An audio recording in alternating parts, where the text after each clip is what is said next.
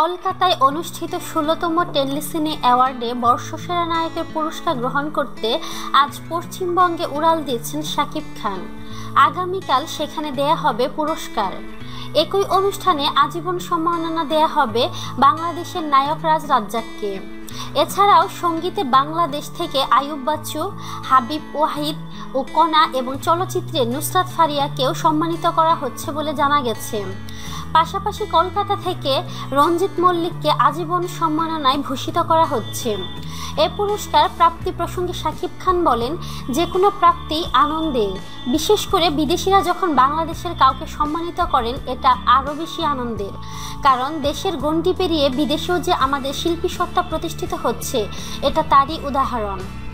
এ পুরস্কার আমি Bangladesh, total film industry, আমার দর্শক ভক্ত ও সর্বোপরি বাংলাদেশের জনগণকে উৎসর্গ করছি। আশা করছি দেশের জন্য আরও বেশি সম্মান বয়ে নিয়ে আসতে পারবো।